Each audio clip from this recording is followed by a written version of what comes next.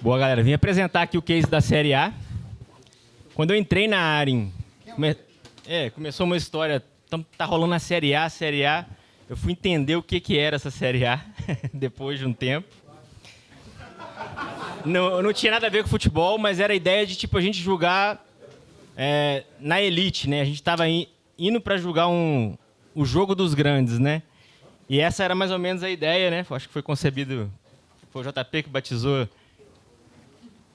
A gente precisava levar toda a infraestrutura de sistemas da Arin para conseguir um alto volume. Até então a gente estava jogando Série B. A gente tinha um volume baixo e a gente não conseguia escalar porque a gente não tinha capacidade de processamento. E foi quando a gente criou a Série A. Não fui eu que batizei, não. Na verdade, não me lembro quem foi que batizou. Foi a Tice, né? Esses nomes bons vêm da Tice. Que era a gente começar a fazer todo o desenvolvimento pensando em enterprise, pensando no nível enterprise. Para quem não me conhece, sou @Bertelli, sou Tech Manager de Payments, toco os produtos Pix e Boleto. Estou na área tem 1 ano, né? Passamos por alguns desafios aí, e um deles foi a Série A. Vou entrar um pouquinho aqui. Igual o Jota trouxe, a gente estava passando por um desafio muito grande de escala, né? Quando eu entrei, acho que 1 mês ou 2 meses depois, a gente atingiu 1 milhão de Pix por dia. E não demorou muito, uns 2 meses depois, para a gente chegar a 3 milhões de Pix por dia. E, dado o ecossistema que a gente tinha na época, acabou que a gente não conseguia escalar à medida que a gente precisava, né, para atingir essa volumetria. Só para vocês terem uma ideia, a gente chegou a atingir 75 milhões de transações por mês. Tá? E aí a gente elencou algumas coisas que seriam os game changers para a gente conseguir chegar nessa volumetria. A gente começou pelo que estava mais crítico, que era o maior gargalo na época, que foi o Ledger, né? E a gente começou estrangulando o Ledger do Core. Ele tinha a gente pode chamar ali um monolito, e tinha outros contextos do Core junto com o Ledger, né? E o Ledger era um grande desafio, por quê? Porque a gente tem cada cliente aqui, o saldo dele fica em uma única linha. Então a gente tem uma concorrência por gravações ali naquela linha, né? Então o primeiro passo foi isolar o Ledger desse monolito do Core. O segundo passo, logo na sequência ali, foi a migração do Ledger do Cockroach para o Aurora. Aqui muito na ideia de, não só, no primeiro momento foi na ideia de conseguir ganhar escala, né? E a gente sai de 40 TPS para 400 TPS nesse momento. Então a gente consegue atingir, né? Consegue processar essa volumetria. Mas além disso, essa migração do Cockroach para o Aurora, ela também trouxe outros benefícios, como redução de custo. A gente evitava ter que fazer muito tuning de banco de dados, né? Uma gestão mais no detalhe ali do banco. E aí acabou que essa demanda ela acabou descendo tanto para boleto, que a gente fez tem uns 2 meses, e o Pix, que a gente fez sexta-feira passada. Aí até agradecer o Bruninho, o Rodrigão. Mudou tudo, né? Boa. Outra iniciativa que a gente teve, né, que foi a migração do Redis para a AWS, né? Isso também possibilitou a gente não gerir menos infra, ganhar uma escalabilidade melhor através da AWS. E uma iniciativa que veio depois, que foi o Valky, que a gente reduziu bastante o custo com relação ao que a gente estava adotando antes. Uma outra iniciativa que a gente...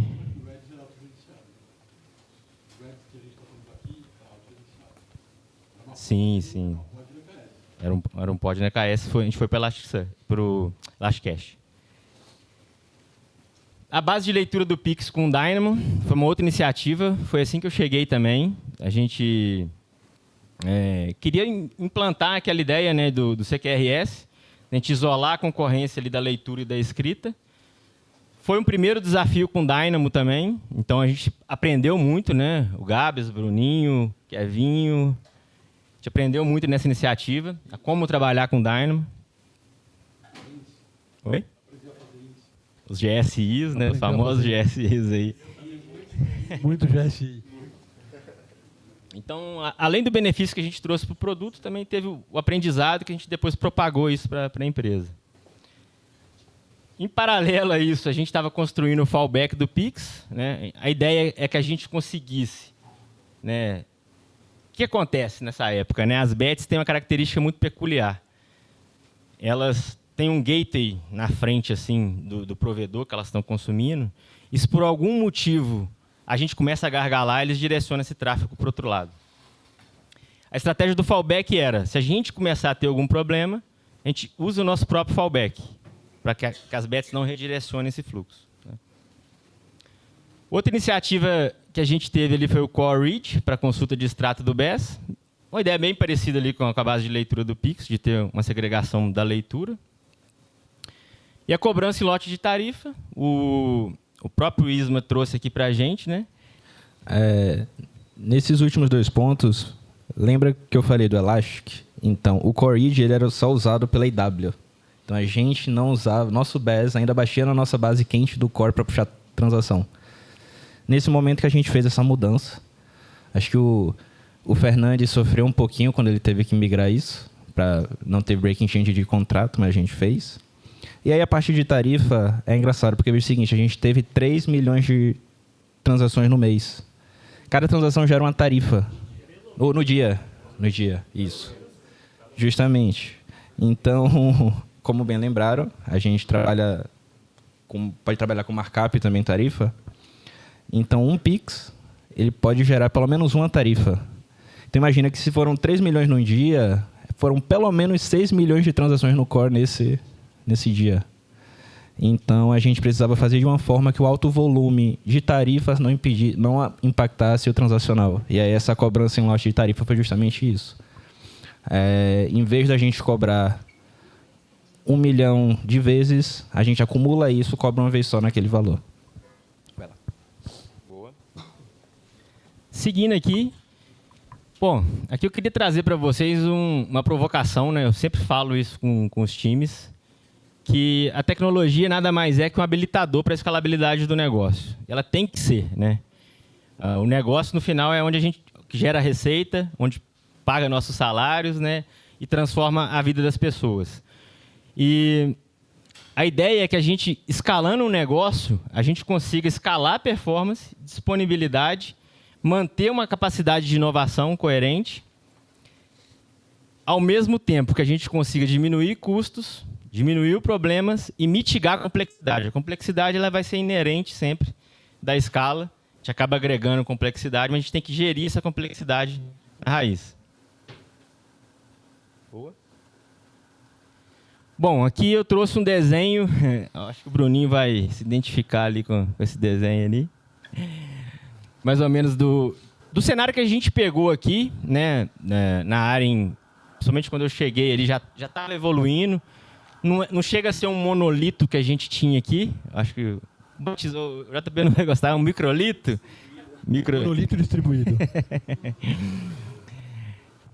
Então, o cenário que a gente tinha vários contextos do produto, todos eles no mesmo cluster, compartilhando da mesma infraestrutura, cada um com características diferentes, né? A gente tem muito mais transações do que devoluções, por exemplo, só que eles compartilhavam os problemas, né?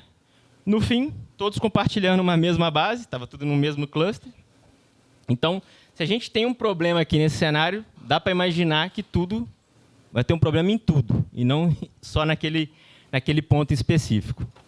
E aqui eu trouxe alguns points ali, que como que isso atrapalha o negócio, né? Que no final de contas é a finalidade que a gente desenvolve software, né? A coordenação é complexa, né? Então tá vários contextos trabalhando num único repositório, num único domínio ali. Isso tudo traz muita dificuldade para a gente evoluir, né? Tem que ter uma coordenação, às vezes é mais de um time trabalhando num único código, Às vezes, o que um time precisa fazer é travado por outro time e a gente começa a frear o negócio. Deploys arriscados e infrequentes, a gente acaba trazendo isso, essa insegurança para o time, né? Ele acaba tendo mais zelo ali e não tomando um risco para poder entregar uma feature. Impacta na inovação lenta e arriscada. E o custo da mudança é proibitivo, né? No final das contas, muitas vezes o negócio precisa seguir um time to market. A gente não consegue seguir aquele time to market porque todo o resto aqui atrapalha que a gente evolua, né? A restrição de escala e disponibilidade, aqui já é algo técnico ali, né? Uma vez que foi o que aconteceu, muito daqui, que a gente viu ali no cenário. Quando começa a entrar uma escala que não foi prevista lá no início do projeto, a gente não consegue atender o negócio. E um acoplamento intenso, né? Beleza? Bom, vou trazer aqui um pouquinho do histórico, né? Até para a gente entender e ver como a gente chegou no que a gente está propondo de série A para uma visão de futuro aqui na área, né? Não só olhando para o passado. A gente falou até agora ali do série A, a gente estava olhando muito para os débitos do passado, né? Que a área tomou para atingir os time to market, né? Para conseguir entregar o produto no tempo que precisava. E aí, passando um histórico aqui, né? O monolito nasce lá em 2007, né? E ele evolui para o orientado a serviço, mais ou menos em 2010. Aqui já começa a existir uma ideia de contexto, de quebra por contexto, de dar alguma independência para os times. Em 2012, ali, a consolidação, principalmente das Big Techs, e aí começa a surgir os microserviços. Aqui muito viabilizado também por causa da containerização, então foi um diferencial, né? Um pouquinho mais à frente começa a surgir o Kubernetes, e aí começa a tecnologia prover esse valor para o negócio.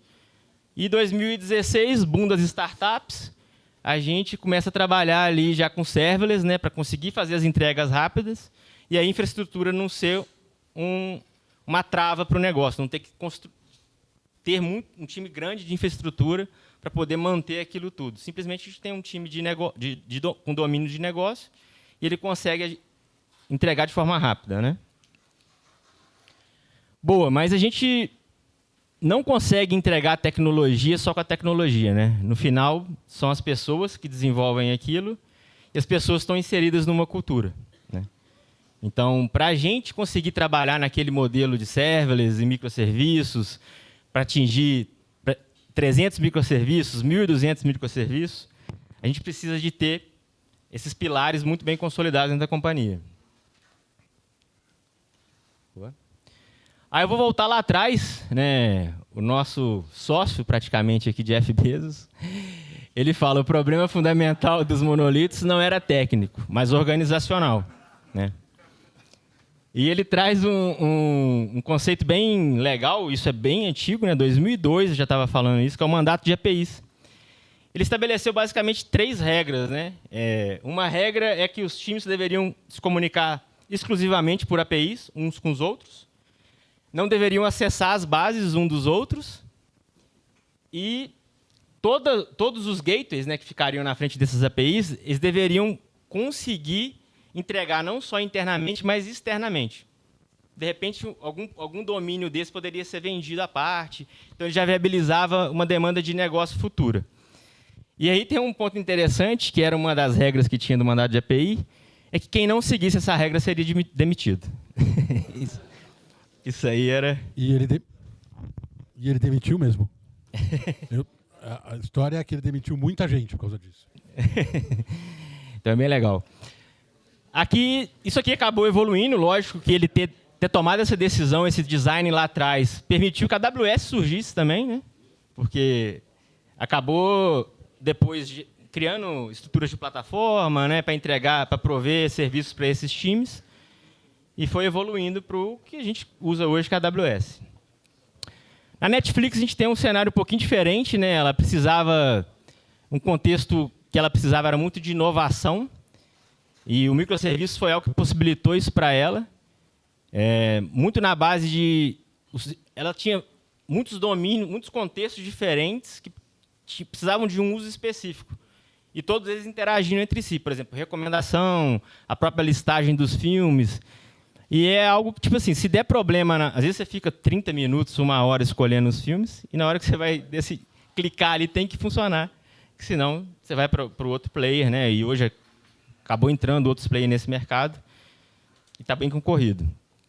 E foi bem legal esse trabalho deles lá, porque eles conseguiram não só evoluir nessa parte de inovação, mas eles fizeram uma entrega para o mercado também. Não sei se vocês conhecem o Spring Boot, que... Embora a galera não goste do Java, né, mas o Spring Boot ele revolucionou muito, que ele implementou muito dos cloud patterns que depois ficaram conhecidos, né, no mercado. E acho que foi um dos maiores benefícios ali da Netflix, né. Boa.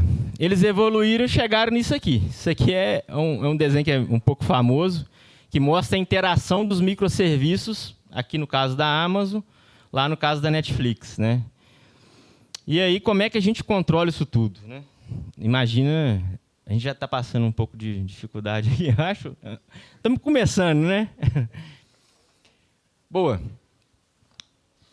Baseado até naquelas definições do Jeff Bezos, depois surge, né, um estudo e é definido, isso que ficou bem conhecido, né, que é a lei de Conway, o sistema projetado por uma organização espelha a estrutura da comunicação dessa organização.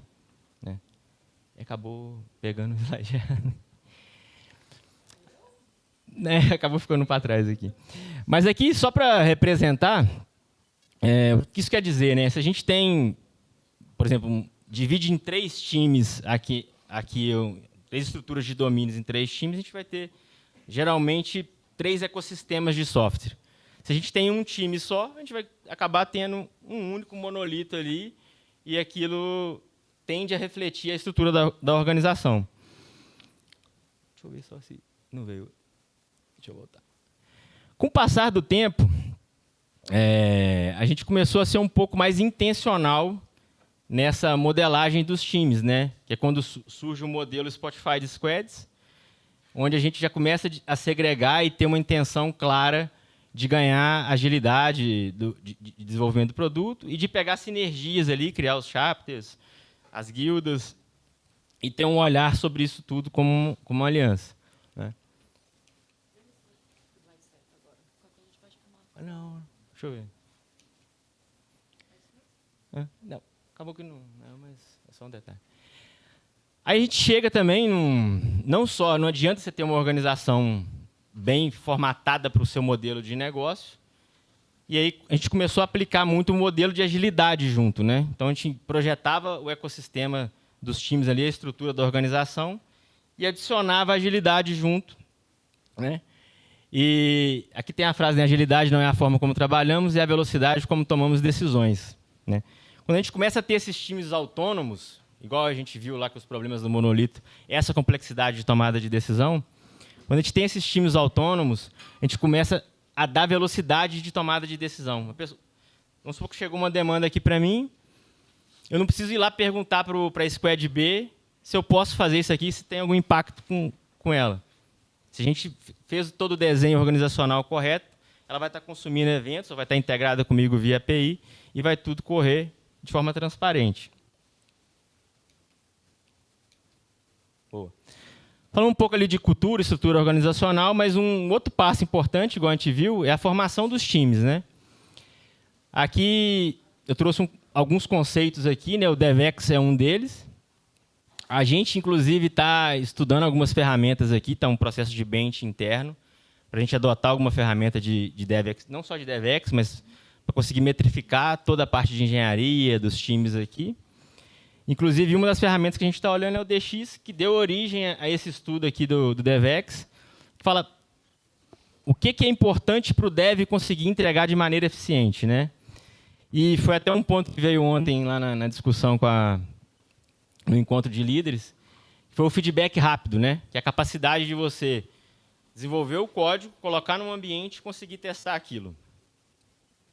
O outro muito famoso é o flow, né? Que é a capacidade do desenvolvedor conseguir focar, né? E não ter muitas interrupções ou troca de contextos. O ciclo de desenvolvimento, né, que é ter isso bem claro, né, codar, testar, e até chegar à publicação disso no ambiente.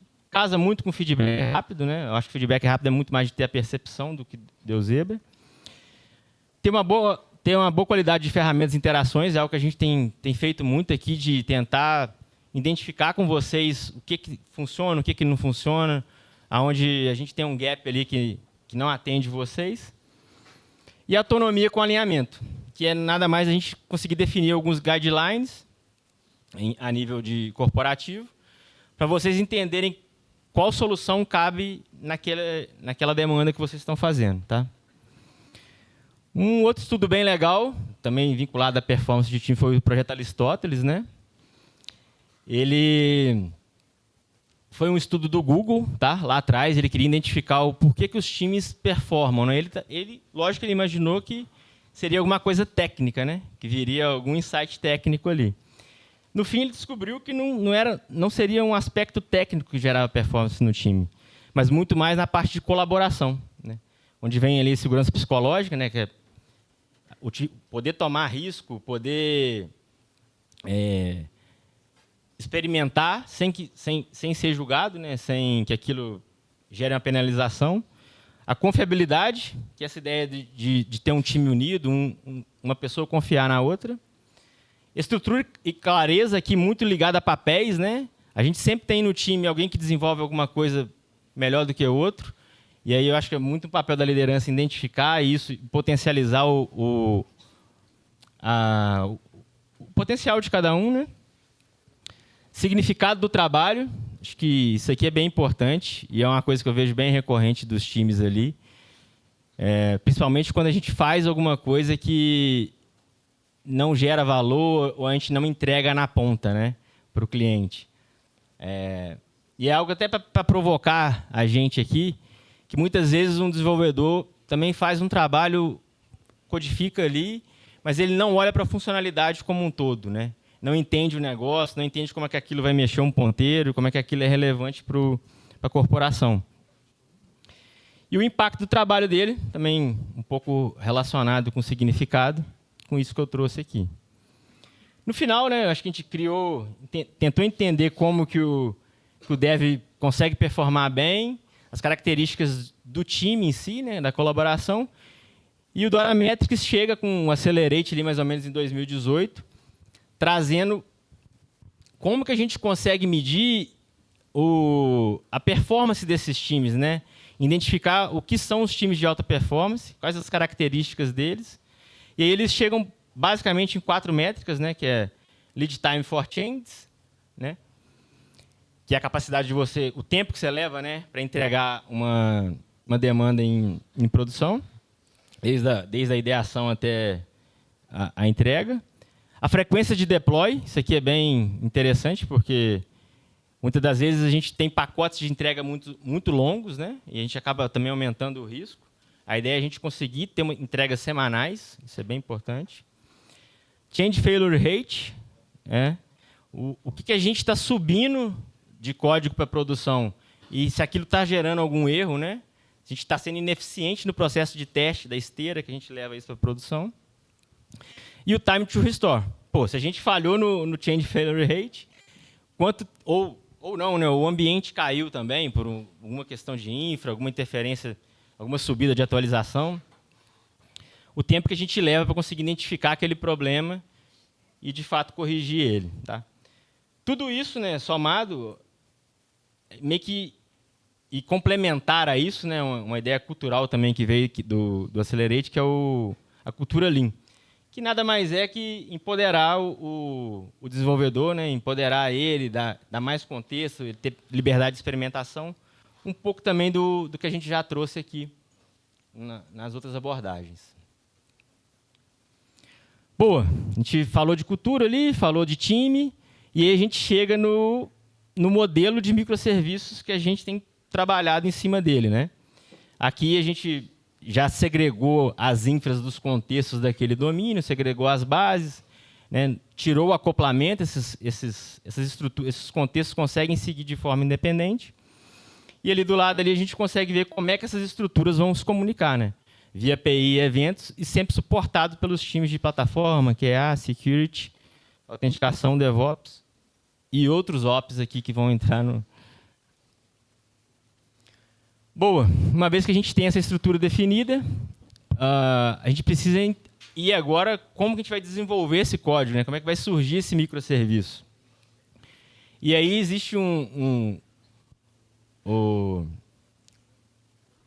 a arquitetura reativa, ela pressupõe algumas coisas, né? Que o software deve ser responsível, né? Sempre disponível, com tempos de respostas previsíveis. E aí alguns design patterns ali, algumas técnicas que a gente usa para poder chegar nesse ponto. Tem que ser resiliente, aceitar as incertezas e abraçar as falhas. Esse é um ponto que o JP sempre traz muito para a gente, né? E eu já vi isso em outros lugares, que a gente muitas vezes tenta esconder ou mitigar ou varrer aquele problema para debaixo do tapete. Eu já vi os casos mais absurdos. A gente mascarar um erro 500, isso prejudica até mesmo a observabilidade daquela aplicação. Mas a gente tem que abraçar os erros. E isso quer dizer o quê? Que a gente vai contornar os problemas, mas se em determinado momento não tiver jeito, fale. Fale, erre e mesmo que o cliente, né, notifique o cliente, deixa ele fazer esse retry. Outro ponto aqui é a capacidade de ser elástico, né? Então, isso a gente tem um ganho muito grande já com a nuvem, com o serverless, né? A gente tem o autoscale, a gente ganha toda a parte de cache, separação de carga. E o message driven, a gente acaba desacoplando os componentes. Uma vez que a gente tem os microserviços independentes e esses contextos separados, o ideal é que a gente se comunique através de mensagem, até porque a gente vai levar para um comportamento mais assíncrono na ponta para o cliente ali, para a gente também a gente aceita aquela requisição, abraça aquela requisição e garante que ela vai acontecer através dos eventos ali, a comunicação entre os microserviços. Tá. Um pouquinho da arquitetura de microserviços aqui, nada mais que são implantações independentes, são modeladas ao domínio do negócio, responsáveis pelos próprios estados, né? Então, isso é uma característica legal também, igual eu falei lá da Netflix. Você pode ter um contexto que usa um Elasticsearch, outro que usa um Aurora, um RDS. Então, cada um dos microserviços pode pegar o caso de uso que ele precisa resolver e adotar o melhor tipo de base de dados. A autonomia das equipes, igual a gente já falou, e o suporte a múltiplas stacks, né? Uma coisa bem legal que a gente fez até no boleto ali. A gente já está trabalhando... A gente tem soluções em Python, tem .NET, tem Lambda com Node, e para cada contexto a gente acabou adotando uma tecnologia. É lógico que tem uma curva de aprendizado ali, a gente está passando por essa curva, e é um pouco do que a gente está trazendo aqui, né? Arquitetura event-driven, já falei lá atrás, mas a ideia de ter esse broadcast, né? A gente publicar ali sempre pensar, né? Um software, na maioria das vezes, principalmente o transacional, ele é uma máquina de estado, né? E o ideal é que cada mudança daquele estado, a gente consiga emitir os eventos para que outros domínios consigam consumir esses eventos e replicarem esses dados lá e conseguirem distribuir, enfim, seguirem com esses dados em cada contexto. Tá? Arquitetura serverless, acho que esse aqui é o coração do que a gente tem passado aqui, né? Da adoção da AWS e adoção de soluções mais gerenciadas pela AWS e menos gerenciadas pela gente, né? A ideia é que a gente consiga focar mais no domínio do negócio. Boa. E aí a gente chega num ponto que é o seguinte: eu tenho toda essa estrutura, eu tenho uma complexidade a mais, né, que a gente colocou, dados dos microserviços, dados dos eventos, dados todas essas características que a gente trouxe. Como é que a gente ganha escala, né? A gente tem que tirar isso dos times de domínio, dos times de string align, né, e colocar isso nos times de plataforma. Então, esse é um trabalho que a gente tem feito aqui, né, tanto de abstrair infraestrutura, serviços, observabilidade, parte de SRE, está começando agora, a parte de DevX e segurança e governança. tudo isso suportando as diferentes áreas, né? Desde o Dev, o SRE, Security, FinOps. Então, é algo que acho que a gente tem muito para amadurecer. É um ponto que vem, acho que de todas as conversas que a gente tem com os times, que é uma dificuldade, né, de talvez a plataforma entregar algo mais mastigado para a gente conseguir ser mais rápido ali na entrega das soluções de negócio. E a gente chega nesse desenho, né, que é mais ou menos como é que a gente está trabalhando hoje. A ideia é que a gente tenha um isolamento físico, né, dos times, onde a gente está isolando os produtos em VPCs. E aí, cada um dos produtos, né, eles vão ter suas características. E aí, a gente vai configurar esse ambiente de acordo com essas características. Aqui a gente deu um exemplo, né, que pode ter uma solução multi-AZ para o time A ali, uma solução multi-region para o time C, e um time que nem tem essa necessidade toda. E simples, dá a característica do negócio, até corroborando com o que o Anjinho trouxe, que a gente não precisa nascer também 100% escalável. A gente pode nascer simples e ir tomando uma complexidade à medida que o negócio evolui e a gente precisa de suportar a escala do negócio. Aqui é só um estudo do Gartner, né, que corrobora tudo isso que a gente trouxe, a ideia de como que a gente gera valor de produto através da engenharia. Ele definiu alguns pilares, esse estudo é de 2024. Tudo que a gente já falou aqui, mais ou menos, né? Soluções Cloud Native, segregando os domínios, né, e os contextos, usando principalmente o Domain Driven Design. Distribuindo conhecimento, né, conhecimento e liderança. Tendo uma boa governança e uma operação legal. Incentivando a experimentação. Os devs empoderados através de uma experiência boa ali no dia a dia. E uma engenharia de plataforma que abstrai a complexidade da infra e consegue entregar isso na ponta, né? Aqui são os outros pontos que a gente passou, né, que é questão de cultura, comunicação e estratégia, suportando isso. Capacitação e desenvolvimento constante, porque uma vez também que a gente está na fronteira da tecnologia, a gente não pode parar. E gestão e recrutamento de talentos. A gente tem que trazer os talentos que já estão acostumados a trabalhar com esses contextos em outras empresas, para que eles possam ajudar a gente a ir aqui, né? Tá. E como eu disse, lá no início a gente começou olhando para o passado, né, na Série A, e eu trouxe toda essa jornada para dizer que a gente está implementando isso numa visão de futuro, né? E aqui eu materializei um pouco isso aqui é a solução do Mibra, é o CU no Mibra. Para quem não sabe, acho que muitos de vocês não sabem, o Mibra é um BES que a gente está desenvolvendo para o Bradesco, que a principal característica dele é que ele não usa o Core Banking da Arin, ele usa o Core Banking do Bradesco. Mas também a gente está aproveitando para desenvolver essa solução para segregar um pouco os contextos, né, mais os domínios aqui, para que a gente consiga ter uma modularização eficiente e a gente possa reutilizar algumas coisas até para construir peças plug and play que elas possam habilitar outras demandas do negócio. Então, aqui a gente pensou numa camada de core services. Deixa eu só tomar uma água aqui, que minha boca... Numa camada de core services. A ideia dessa camada aqui, e aqui é um pouco da gente ser intencional no desenho do domínio, tá? A camada de core services, a ideia dela é a integração com a liquidação ou a câmara de compensação, no caso aqui do boleto. Então, a gente vai ter esse isolamento. É mais ou menos a mesma camada que hoje a gente consome do Bradesco. Então, a ideia é que a gente faça essa solução aqui com um gateway na frente, para que seja usado tanto para o Mibra, quanto depois a gente consiga evoluir também para o boleto da Arin, tá? Para o BES da Arin. E a ideia é que depois também, uma vez isolado isso e modularizado, a gente pode pensar, igual eu disse aqui, é a mesma camada do que a gente consome hoje do Bradesco, a gente pode pensar, igual o insight do Jeff Bezos lá atrás, entregar isso ao mercado, como um produto diferente do que a gente entrega do BES. Tá? Isso vai permitir a gente também ser multiprovedor. Então, a gente abstrai toda essa complexidade de ser multiprovedor para o restante das camadas, que vão pensar exclusivamente no produto BES. Tá?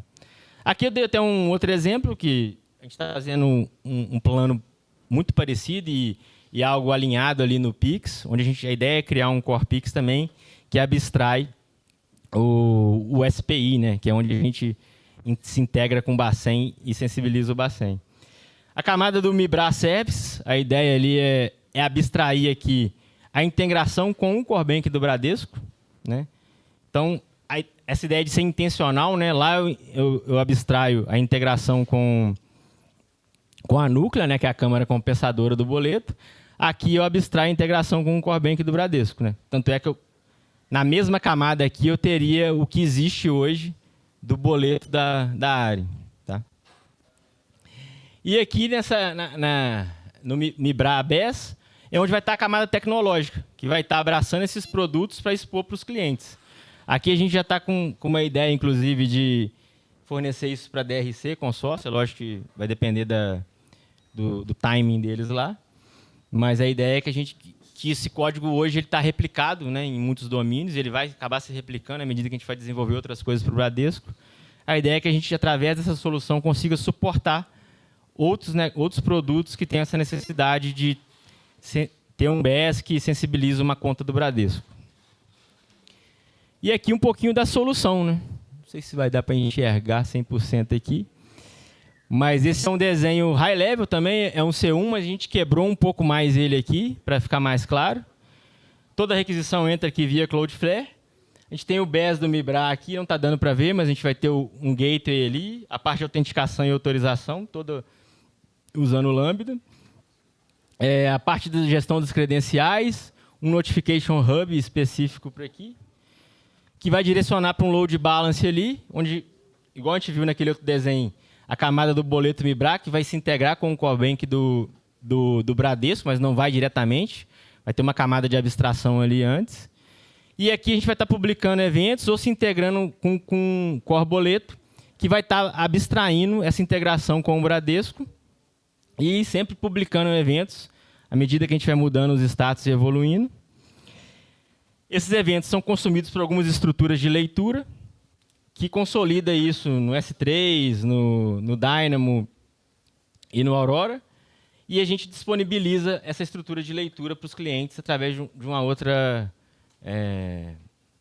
de um serviço de leitura aqui, tá? Basicamente é isso. Além disso, a gente colocou ali alguma das stacks que suportam para a gente observabilidade, gestão de variáveis, gestão de secrets. Então, isso aqui é a gente materializando tudo isso que eu trouxe numa série A olhando para o futuro, né? A ideia é que o Mibra consiga ganhar escala. É lógico que a gente não nasce trazendo toda essa complexidade para o MVP, mas a gente, de forma faseada, mas já com uma visão de futuro clara, a gente vai entregando isso aos poucos, tá? É isso. Só passando aqui. Joguem duro.